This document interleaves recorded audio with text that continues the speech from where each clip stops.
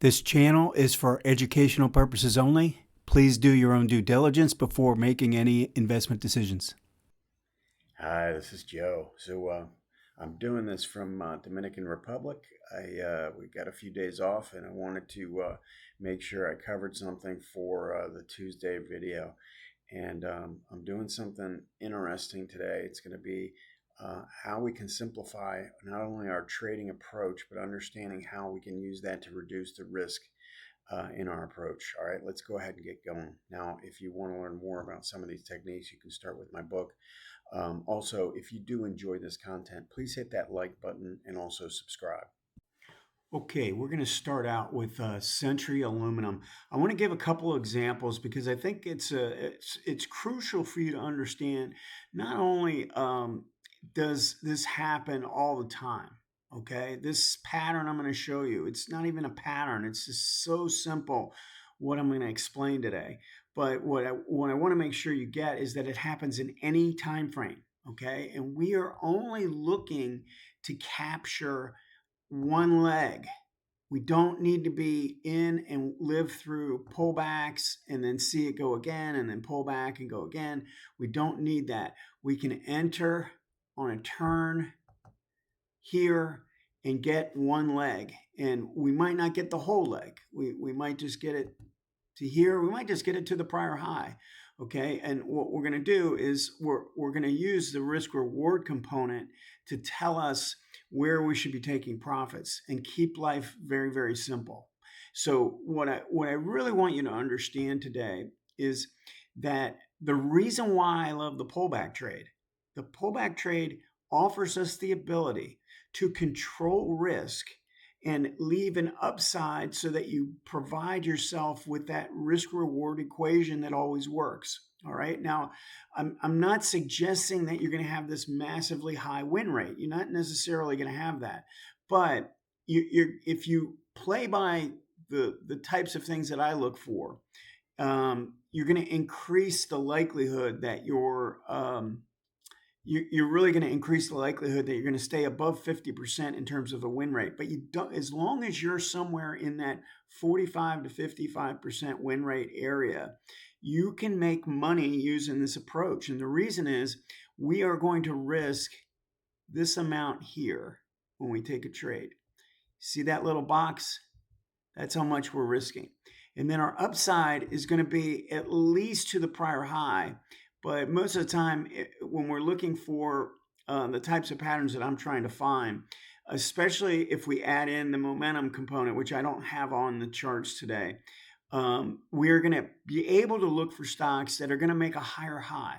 Okay. So if you look at the distance between that exit point and where I enter versus that entry point and where I would get stopped out, the risk reward is 2 or 3 times. Okay, you're gonna make two to three times what you're gonna make when you're right. All right, and when you're wrong, you're gonna lose this small amount. That's the whole way. This is defining the entire way you make money in the market. Okay, it's not about being right. You don't have to be right more than you're wrong. If your risk reward equation works in your favor, then you're going to make money. All right, the key components to this are you have to be very disciplined. You have to honor your stops, okay? And then the other side of it is that you can't be a pig on the upside. If this is going up and you think it's going to go up a lot higher, you still have to abide by the rules of your plan. My plan in this situation where I'm not milking a trade, I'm going to either, depending on the strategy, I'm going to either put a limit order at 2 times what I risked or 3 times what I risked. And that's it. I'm not micromanaging the trade. Okay.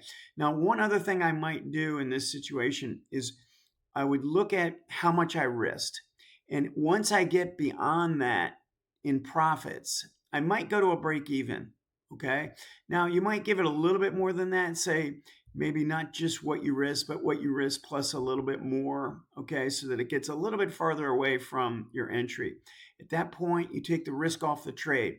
Other than that, You do not micromanage. You leave your limit order out there, your stop is in place, and you let the trade play out. All right. Now, sometimes it takes a little while for it'll meander around. And then sometimes it just goes and hits your target right away. Other times it just kind of drifts and trades between your stop loss and your limit order. And if you want to time those out, you're certainly welcome to. I'm just telling you, this strategy, what it provides for you, looking for a pullback in a trend where the 18 is rising. This is the key, right? We have to have some slope to the 18. Now, how we define that? What is the definition of slope? Well, if you look at the way this 18 cupped around, right? It was declining here. It flattened out here where it held, where it kind of the price kind of held, and then we started to turn to the upside.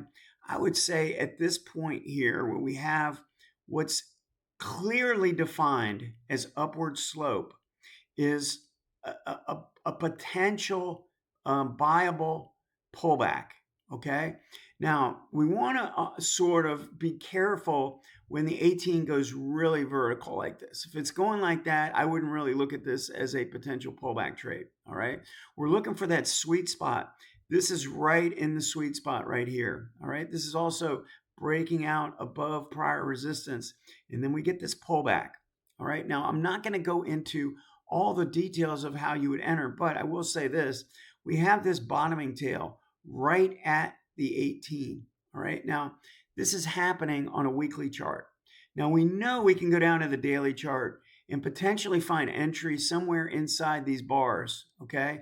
And then we can put a stop loss here. So again, I'm risking this small amount here. And then target is going to be somewhere in this range. And I'm going to say, I'm going to try and get 2 or 3 times, depending. Again, it's not always going to be the same. If I have kind of the market in the right type of position where we're somewhat oversold and we're starting to turn to the upside, then I'm probably going to go for 3 to 1, right? 3 times what I risk. All right. But in an average environment, market is not necessarily in the perfect spot. I'm going to go for 2 to 1. All right. You can make a lot of money at 2 to 1. All right. 2 to 1 when you're right about as much as you're wrong is an incredibly profitable strategy. Incredibly profitable. I know there's guys out there and I see the thumbnails be right 80% of the time, 90% of the time. It's just not necessary. It's not, first of all, I don't think that, you're going to come out there and start being right 9 times out of 10. Okay. It's just, if you're doing that, you're stopped. Like I could be right 9 times out of 10, but what I would have to do is like take a small target, right, in my strategy and leave a wider stop. If I did that, yeah, I could be right 90% of the time. But I would rather understand the strategy, be right half of the time, all right, and catch 2 when I know when I'm right, I catch 2 times what I'm risking. Makes up a lot for those little losses that you're taking, and sometimes you're taking some break evens with a little slippage. But you look at your log file, and when these 2 to 1s come in there, they pop in there, they make a massive difference in your equity line. All right. So let's just look at CENX. We break out, we pull back to the 18. Now, in past life, I would look to just on a break above this bottoming tail bar where we get a big tail right at the rising 18, take out the high of that bar, I'm long. Okay. But again, what I like to do now is I like to go inside of this bar, inside of these 2 bars, and look for a reversal on a shorter time frame, in either the daily or the hourly, and get entry. And then I know I can kind of risk less than that bar, right? But I'm getting in, I'm putting a stop is going to be somewhere probably around this low. My entry is going to be somewhere around this area. Okay. And if you need the details of this, then go watch the hundreds and hundreds of videos that I've done on entry in a pullback trade. All right. But this is more about conceptually you understanding how you can use slope in the 18, a pullback in an ongoing trend and take advantage of a risk reward equation that happens over and over and over again. So this could be separate from your monthly, weekly trades and your weekly, daily trades where you're trailing a stop and taking targets at 1, 2, 3 and all that, right? You could use those strategies still. This would be some supplemental tool that allows you the ability to grasp profits quickly. All right. So look at something like SU. SU breaks out of this base. So if you notice what happened on the last one, I talked about breaking out. Well, this did the same thing here. You see how we broke out? Notice how the slope of the 18 starts to turn. We get the pullback. Look at that tiny little narrow range bar. Okay, those are beautiful. When you get that, you know that your risk reward equation could be outstanding. So I know I can get in some, again, using the smaller time frames, I know I can get in somewhere in here and risk a pretty small amount and then look to take it 2 to 3 times our target as a upside potential. Now, you're leaving money on the table here. Okay, you see how this carries to the upside? We don't care. All right, we do not care about that. You're trying to snatch profits, take a target, and add it to your bottom line.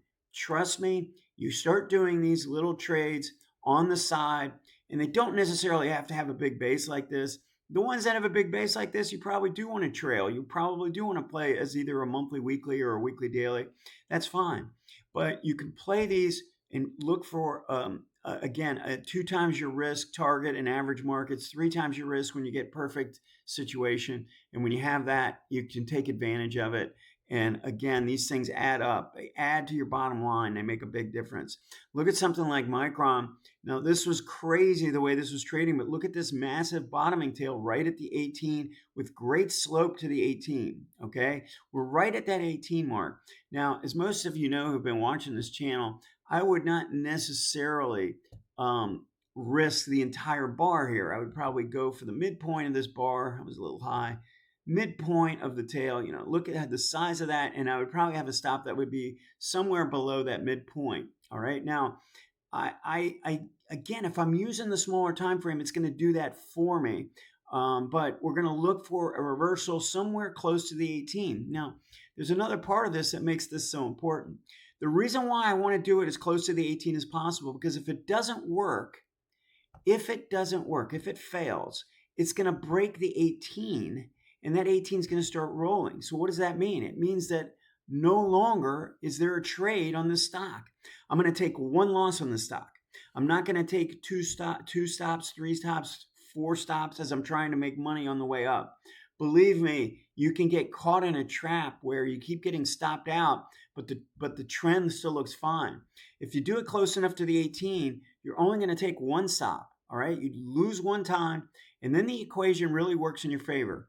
If you take trades like this and you take a loss, and then you take it again and you take another loss, now all of a sudden the equation doesn't quite work quite as well. So you got to be careful with that. Now, this is interesting. This was highlighted on my reports down in here. Notice what was going on this weekly 18. You see how the line was declining, and all of a sudden it's rising. We're sitting above a rising 18-month too. And we've got this line starting to rise and it's respecting it. And look at these tiny little bars compared to the size of these bars. This is really the sweet spot of buying in strong emerging trends. I'm a much bigger fan of finding these as they're emerging as opposed to after an ongoing trend. Now you can make money in these, but these are the ones you really want to be quick to get in and out. This type of trade here, you play as a monthly, weekly meaning I'm going to try and milk this and see how far it can go. Taking targets, and I call it a scale and trail method. You scale out, you trail a stop, and you keep scaling as it moves higher and higher. You'd still be in this trade using that method. You'd be trailing a stop, and you'd probably be up substantially on what's left. All right. Intel has made a great move, but look at these beautiful little pullbacks to a rising 18, 2 different times, okay? Now, you might have looked at this resistance over on the left and said, oh, it might not get through. But if we're playing these for these snatching profits, right, risking essentially this tiny little amount near the 18 and then taking targets at 2 times your risk, you can do these over and over again. And the risk on the left is not as big a deal as long as you have momentum in place. All right. Look at something like gold. Look at how gold made this monster move. It's several pullbacks, ongoing pullbacks, opportunities to go in and go out. And you could have done it over and over and over again as long as the slope of this line doesn't go vertical, like it's kind of doing here. Now, if you notice here, we didn't get the pullback. So this is kind of important. If you're watching these, you see how this is pulling back to the 18 and then it's pulling back to the 18 here, right? Pulling back to the 18 here, pulling back to the 18 here, and then it doesn't do it here. And what does that mean? It means it's starting to accelerate. We'd have to go down to the daily chart to get an entry to playing this pullback. All right. At this point, this weekly is no longer in play for me. I'm not going to play it because it's not giving me orderly, consistent pullbacks in the trend where the 18 is rising at a decent rate, but not going vertical. All right. So keep these things in mind, but make sure you understand we're risking a very small amount to make 2 or 3 times what we're looking for. If you've got a rising 18, if you've got MACD and ADX in your favor, complementing the trade, supporting the trade, you can get these 2 and 3 to 1s and have those add to your bottom line. Let me know if you have any questions. Thanks.